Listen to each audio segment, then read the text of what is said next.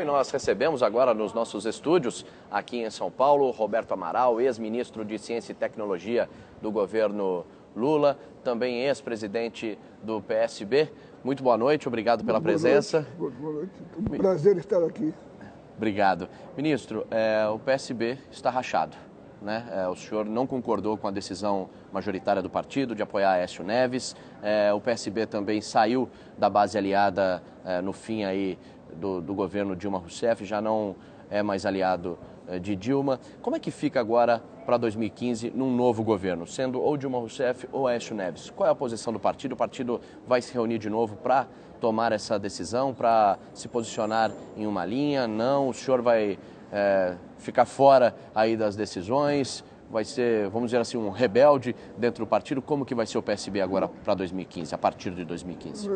Primeiro, eu quero dizer que a dissidência não foi pessoal, não é minha, né? Estavam comigo nessa resistência a senadora Lídice da Mata, ex-candidata nossa na Bahia, o diretório do Rio de Janeiro, liderado pelo presidente, o deputado Glauber Braga, o diretório do Amapá, o diretório de Roraima, a deputada Luísa Erundina, que é um ícone para todos nós, o movimento estudantil, a juventude e o movimento sindical. Assim de cabeça, votou também conosco o diretório de Alagoas. Portanto, é uma resistência ideológica. O partido ainda tem bases progressistas, ainda tem bases de esquerda, ainda tem bases que honram o seu programa. Isso é uma coisa. A questão objetiva do que ele fará, eu tenho a impressão que nós só podemos pensar a partir das 20 horas. O partido será um, com a eleição de Dilma, e o partido será outro com a eleição do Aécio. O que vai preponderar aí, se é a revisão histórica, se é a revisão política, se é o adesismo, se é a resistência, a oposição, nós não podemos antecipar. O que eu posso dizer é que é um grupo forte, menos das direções, que é uma direção de hoje adventícia, recém-chegada, pessoas que têm do partido menos de um ano de existência, não conheceram a história do partido construída de 85 para cá, não conhecem sequer a história do PSB em Pernambuco, o que foi a resistência do doutor Miguel Arraes ao governo Fernando Henrique Cardoso. Lembrando que o PSB rompeu com a presidente Dilma a partir da candidatura do ex-governador Eduardo Campos, né? E o senhor também já não era muito favorável, não via com bons olhos a candidatura do partido. Eu via antes, nós não podemos reduzir aos fatos recentes. Eu tive a honra de ir com Miguel Arraes ao gabinete do então ministro da Fazenda, Fernando Henrique Cardoso, que então assumia o papel de primeiro-ministro virtual do Itamar, para comunicar que o partido saía do governo de Itamar, onde tinha 2 ministros, o seu presidente... Isso em 97... Mas a história começa sempre lá atrás. Nós tínhamos o ministro da Saúde, o presidente Jamil Haddad, e o ministro da Cultura, Antônio Aires, nossos fundadores, que nós tirávamos do governo porque não concordávamos com a flexibilização das leis trabalhistas impostas por Fernando Henrique. Então nós temos uma resistência, uma luta contra o retrocesso de muito tempo. E por causa disso, Arraes sofreu, quando ele se elege governador, ele viveu 4 anos a pão e água. O governo Fernando Henrique lhe negou tudo, inclusive a possibilidade de empréstimos.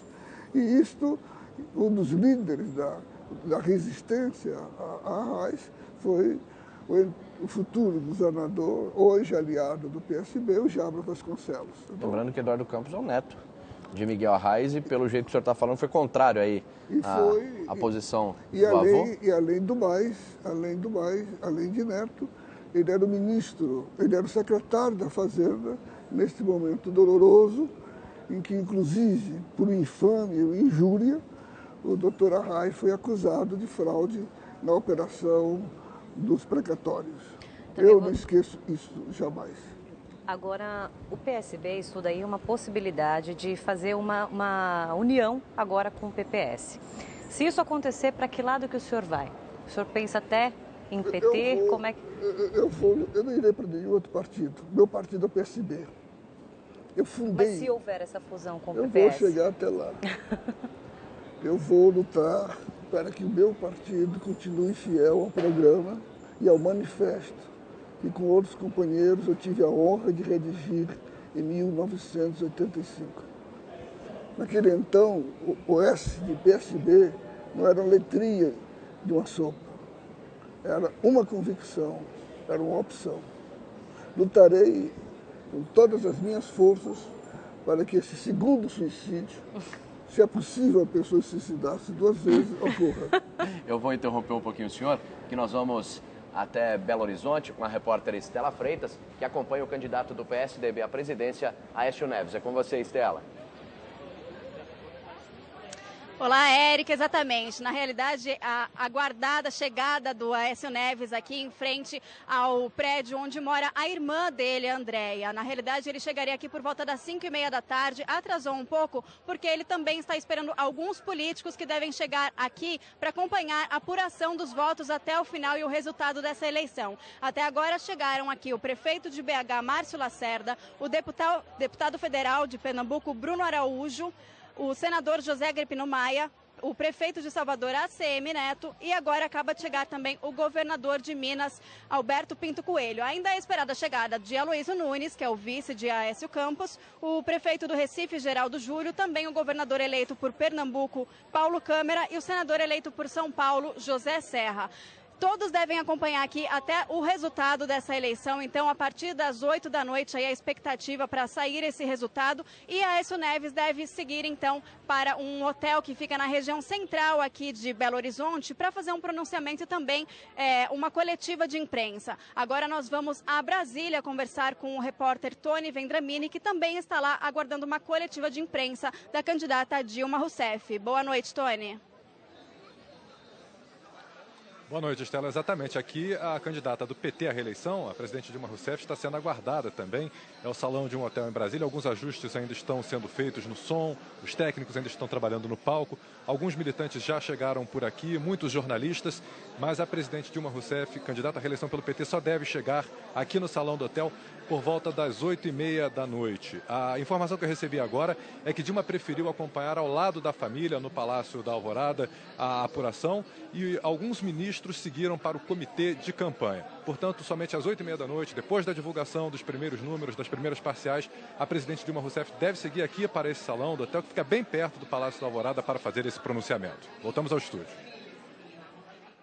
Muito obrigada, Tony Vendramini. Olha, só lembrando que as urnas já estão sendo apuradas para presidente da República, mas como as urnas do norte de alguns estados, como o Acre, só fecham às 20 horas, às 8 da noite, esses resultados, essas parciais, só podem ser divulgadas a partir daí. Então, por isso, essas coletivas já estão marcadas para 8h30 da noite, porque é provável que a gente já saiba o resultado do vencedor para a presidência da República às 8 da noite. Lembrando que esta é a eleição mais acirrada, desde a redemocratização, mais acirrada do que a disputa de 1989 entre Fernando Collor e Luiz Inácio Lula da Silva. O Datafolha de ontem dava 52% para a presidente Dilma Rousseff, 48% dos votos para Aécio Neves. Eles estão empatados no limite da margem de erro. O Ibope dava 53% para Dilma Rousseff e 47% para Aécio Neves, mas já identificando uma tendência de alta do candidato Aécio Neves, principalmente nos estados do Sudeste. Então, pode haver uma virada hoje. É um resultado absolutamente imprevisível, uma eleição muito emocionante. Daqui a cerca de 1 hora devemos saber esse resultado. Você acompanha ao vivo tudo aqui na Rede TV.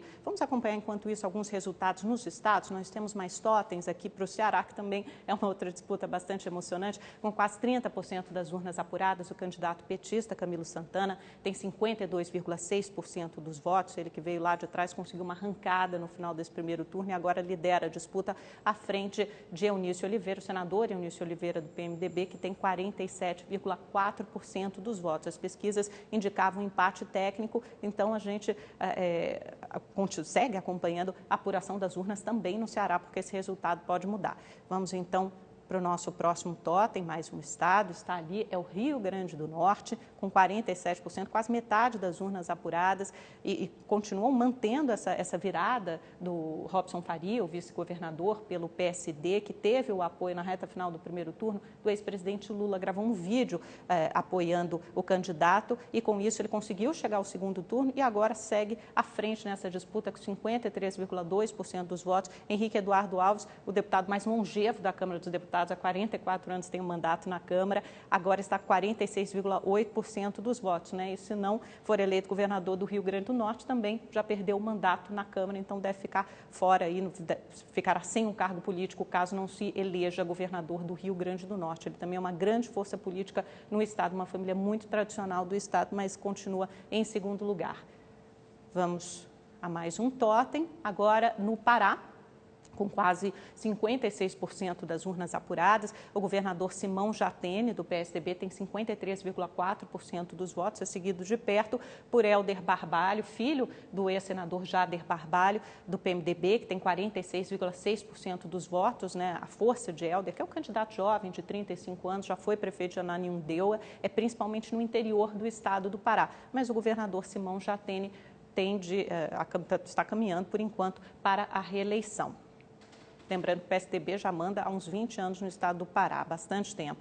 E no estado do Amapá, com 81% das urnas apuradas, acho que temos aqui um governador matematicamente eleito, né? O Valdez Góes, do PDT, tem 61% dos votos, e o atual governador Camilo Capiberibe, do PSB, tem 39% dos votos, lembrando que ele tem um índice de rejeição muito alto, um governo mal avaliado, portanto, não deve conseguir essa reeleição ao governo do Amapá. E agora nós vamos, então encerramos por enquanto os números, daqui a pouco voltamos com mais totens, mais números nas parciais dos estados, e vamos agora para mais um repórter aqui, Tribunal Superior Eleitoral em Brasília. Vamos conversar com a repórter Daniela Martins. Oi, Daniela. Amanda, boa noite. A gente vem informar que quase 3/4 das urnas do Brasil já foram apuradas. É um índice de mais de 72% até o momento. O único estado que já apurou todas as urnas foi o Distrito Federal. E outros estados já apuraram mais de 90%. São eles: Espírito Santo, Goiás, Mato Grosso do Sul, Paraná, Rio de Janeiro, Rio Grande do Sul e Santa Catarina. Agora, às 7 horas da noite, começam as apurações em 3 estados: Amazonas, Roraima e Rondônia. Às 20 horas, começam as apurações no Acre e em 13 municípios do Amazonas. Encerradas as votações em todo o Brasil, serão divulgados os primeiros resultados para presidente da República. E mais cedo, o presidente do Tribunal Superior Eleitoral, ministro Dias Toffoli, disse que há uma grande possibilidade desse primeiro resultado das 8 horas da noite já trazer o resultado matemático da eleição para presidente. Rede TV, eleições 2014. Voltamos, Érica, aqui na redação, então, com a presença do senhor Roberto Amaral. Vou chamar o senhor de ministro, tudo bem? Durante a campanha, o senhor disse que consideraria um governo do Aécio Neves um retrocesso. Por quê que o senhor usou essa palavra? Ele é um atraso, ele é um recuo. Quer dizer, ele é, passados 12 anos, a retomada do governo Fernando Henrique Cardoso. Que não pode ter se transformado, né? Sempre tem uma proposta diferente. O governo do tarifaço, o governo que destruiu a Universidade Brasileira, o governo das privatizações, que o Hélio Gaspari chama de privataria, né? O governo que renunciou à soberania brasileira na política externa independente, o governo que tentou implantar aqui a ALCA, que era nós renunciarmos a ser uma nação exportadora, uma nação independente em termos de comércio e voltarmos a ser uma colônia dos Estados Unidos. Um governo que sabotou o Mercosul, um governo que é anti-nação. Um governo talvez muito bom para certos ciclos das classes dominantes. É um governo que segurou os salários e represou o salário mínimo. Isso é um retrocesso. Nós avançamos na educação, nós avançamos, principalmente, a grande conquista dos últimos 12 anos foi que nós provamos, o governo Lula, o governo Dilma, provaram que é possível, criar riqueza e, ao mesmo tempo, distribuir. E nós fizemos isto, o governo fez isso, o Brasil fez isso, o Brasil precisa avançar nisso e esta é a razão. Ministro, muito obrigado pela presença do senhor. Acho que ajudou a esclarecer um pouquinho mais desse cenário político aí que se desenha para 2015. e uma boa noite para o senhor. Agora a gente espera, né? Às 8 horas da Às noite, 8 aí horas. o começo das parciais e do resultado aí presidencial. Mais uma vez. Eu espero poder comemorar. Muito Tá obrigada certo, então. pela participação conosco. Obrigado, aqui nessa ministro. noite.